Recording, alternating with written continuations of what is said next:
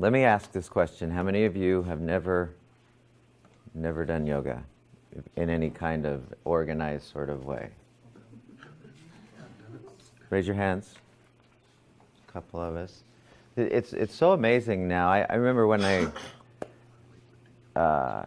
even as few as 5 or 6 years ago, it'd be half the class who would say, no, I've never. And I remember when I first started doing yoga, the way I started in 1988, the guy who taught me to meditate said to me,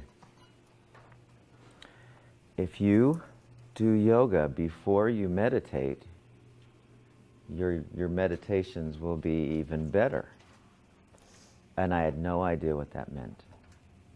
Do yoga before you meditate. And the reason why I say that is because when I lived in California for a couple of years, and while I was there was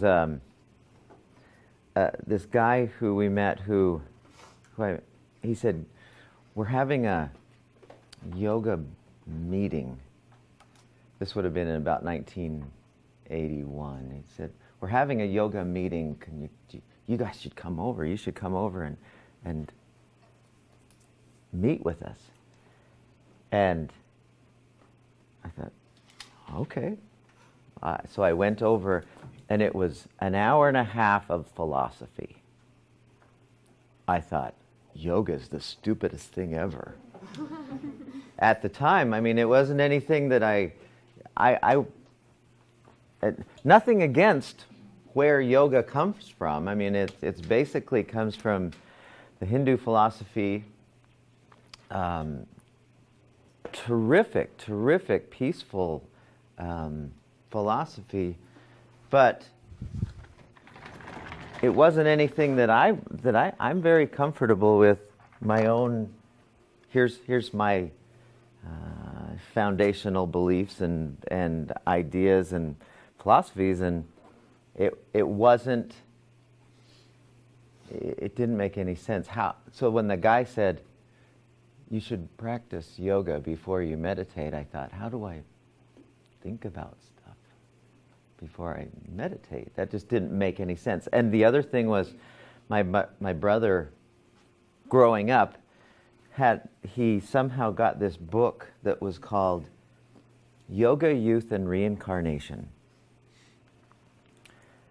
And when he said this, I thought, okay, I remember this book, Yoga, Youth, and Reincarnation. And I had read through this book, and I thought, I don't know. Maybe reincarnation's a thing. I don't know for sure. But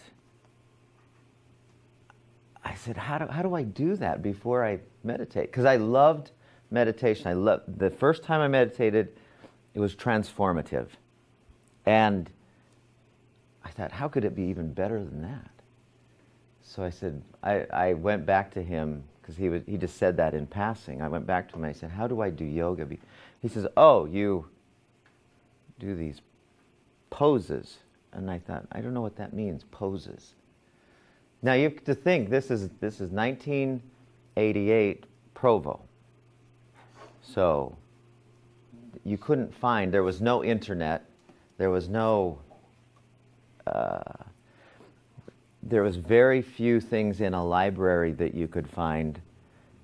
You couldn't just go, okay, I need a book on yoga, and then 2 days later it's sitting on your doorstep. There was no such thing back then. And so he said, oh, well, here's a book. And it was a book written by a guy by the name of Deepak Chopra. Some of you may have heard of this guy. And it was called Perfect Health. He wrote 2 books. 2 of his early books I really, really liked. It was called Perfect Health. And in this book, it was all about Ayurveda, which is if you go to India, and kind of the complementary alternative or integrative form of health and well-being is called Ayurveda, which means science of life. Ayur, science, Veda, life. It's a terrific approach to living well.